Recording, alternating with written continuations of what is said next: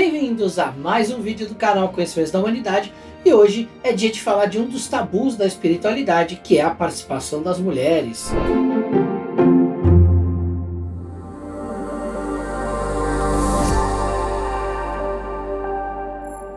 Para nós entendermos por que isso é um tabu, primeiro a gente precisa dividir o que é espiritualidade e o que é ocultismo, ou as práticas mágicas mais fechadas, mais secretas. Enquanto espiritualidade, todo ser humano sempre buscou uma elevação, um aprimoramento moral, ético, e muitos procuram também essa evolução espiritual. Então, as mulheres sempre buscaram as suas evoluções espirituais. Antigamente era muito mais comum termos mulheres como sacerdotisas.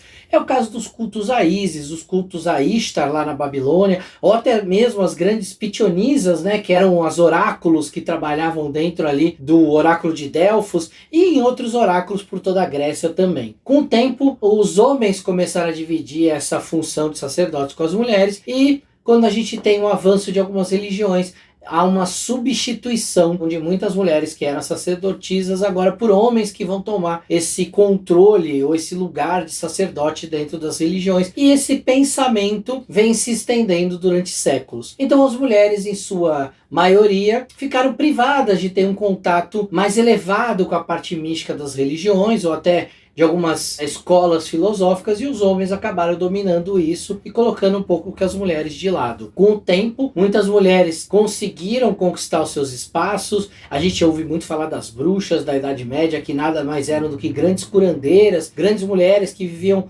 normalmente mais no campo e eram benzedeiras ou trabalhavam com as plantas, a natureza, para criar algum remédio, alguma coisa especial, mas ficaram meio que relegadas ali à margem dessa história religiosa e espiritual. Mas como eu disse anteriormente, a busca espiritual sempre foi uma constante. Nós temos dentro do ocultismo, principalmente, uma percepção de que o ocultismo é uma coisa muito mais buscada por homens do que por mulheres. Como eu disse, hoje vivemos em tempos mais livres, então a espiritualidade é buscada por todos. A espiritualidade pode ser vista tanto quando uma mulher vai à missa, entra num coven de Wicca. Enfim, hoje nós temos grupos, religiões ou filosofias que aceitam mulheres como sacerdotes ou sacerdotisas, e também aceitam elas dentro das suas práticas e dentro dos seus graus. Enfim, a gente tem hoje um ambiente um pouco mais livre para isso. Mas até pouco tempo atrás isso não era bem assim, e principalmente no meio do ocultismo, a única grande ordem que era conhecida era a maçonaria. E a maçonaria sempre foi uma ordem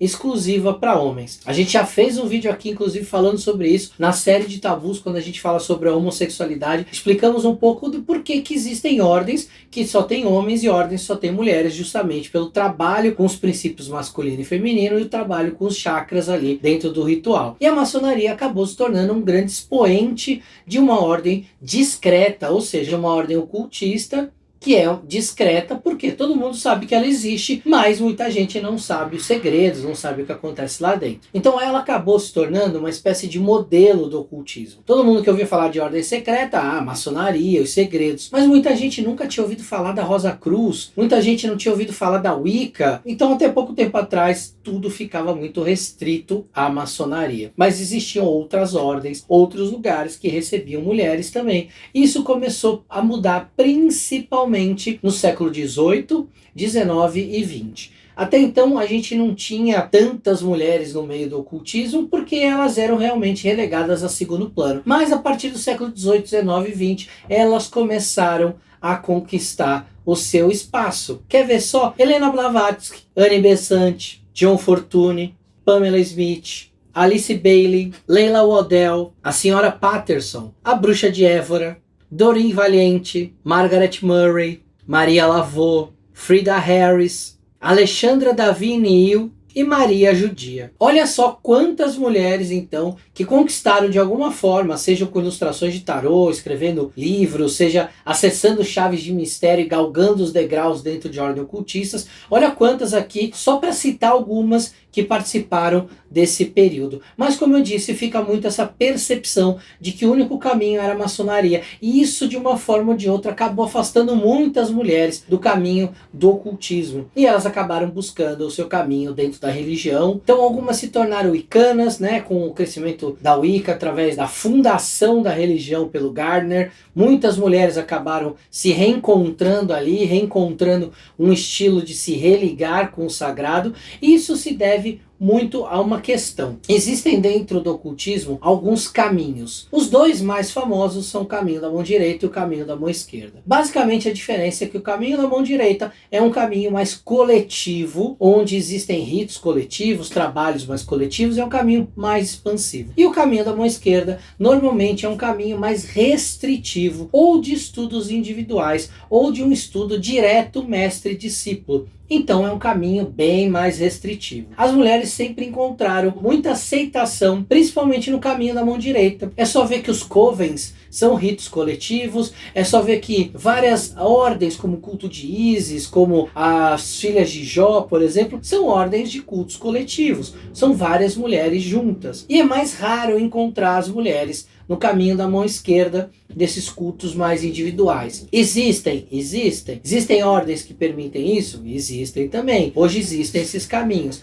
mas é mais raro porque criou-se no inconsciente coletivo essa questão das mulheres terem mais facilidade de trabalhar com esse caminho da mão direita, que é um caminho mais coletivo, onde as coisas são feitas em rituais, grandes rituais, como por exemplo a roda do ano. Mas, como eu já disse, qualquer mulher pode trilhar o caminho da mão esquerda, o caminho mais individual, normalmente de mestra e discípula, ou de mestre e discípula. Mas, dentro do mundo ocultista, do mundo da magia, as mulheres são reconhecidas pela sua grande intuição. Não é à toa que lá na antiguidade, como eu já disse, elas eram as grandes sacerdotisas, porque tinham grande poder oracular e da intuição que todo sacerdócio necessita. Então existe também o caminho do meio, que é o caminho normalmente das ordens mistas, como é o caso da Mork, da Fra, das ordens que são Rosa Cruzes de sua essência. Essas ordens aceitam homens e mulheres e trabalham muito esses aspectos masculinos e femininos. E as mulheres lá dentro podem galgar os altos graus e atingir, inclusive, altos cargos dentro de uma ordem dessa, virando assim, inclusive, dirigentes de ordem, como acontece na Europa, com alguns casos de algumas ordens druídicas, por exemplo. Então, como eu disse, é um grande tabu, porque dentro da espiritualidade existe uma busca constante, tanto do masculino quanto do feminino, onde o feminino muitas vezes se encontra nesses ritos coletivos, ou encontrava, por exemplo, a astrologia como um caminho de expressão da sua crença espiritualista, porque a astrologia sempre esteve disponível, a gente sempre teve livros, teve acesso a isso, e é muito comum até hoje a gente ver muitas mulheres interessadas pela astrologia. Não é exclusivo, né? Existem homens que são astrólogos também, mas hoje é muito mais comum a gente ver mulheres que trabalham com astrologia, e a astrologia não deixa de ter o seu pé no caminho da mão direita e seu pé também no caminho da mão esquerda, porque muito do estudo é um estudo individual. Então, ao mesmo tempo que a gente tem essas ferramentas que as mulheres sempre abraçaram, como a meditação, como a yoga, como a própria astrologia, e outras ferramentas, por exemplo, que ficaram mais fechadas dentro do grupo masculino, como por exemplo a cabala ou a magia enoquiana, muito mais praticadas por homens do que mulheres. Isso não quer dizer que não tinham mulheres também que praticavam ou que estudavam a Kabbalah, mas dentro da própria crença judaica são os homens ali, os rabinos, que aprendem a Kabbalah para passar adiante. Então isso também é algo que se tornou muito masculino e ficou muito preso dentro dessas ordens mais fechadas. A espiritualidade está aberta para todo mundo. Acho que uma curiosidade muito legal, quando a gente começou o canal e falava dessa espiritualidade, mas também falava de história, de ocultismo, o número de homens, a proporção de homens versus mulheres que assistiam o canal era de 80% para homem e 20% para as mulheres. E é interessante como com o tempo em que o canal existe, esse número foi se equilibrando e hoje ele é muito próximo um do outro. E é muito bom isso. Isso é um sinal de que existe, pelo menos no nosso canal, existem assuntos que interessam a todos. Todo mundo que vem aqui é bem recebido porque a gente acaba entregando conteúdos para todos os gostos, vamos dizer assim. Então, o grande tabu, acho que foi construído em torno disso, é que por causa de um machismo, de um preconceito, o ocultismo foi apartado dos nossos princípios femininos. Isso, enquanto símbolo, é muito preocupante, porque a gente aprende que se a gente não fizer a integração dos dois princípios,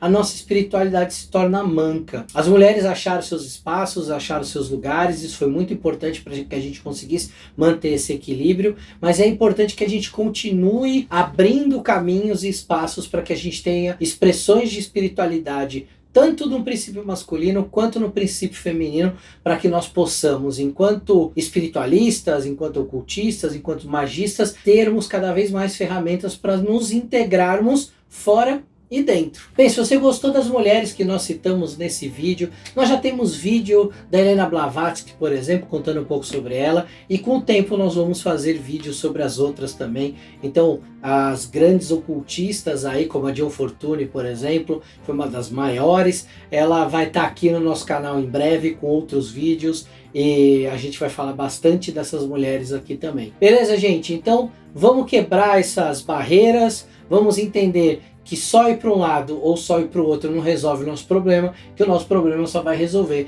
quando a gente fizer o tal do casamento alquímico, a tal da união dos princípios masculinos e femininos.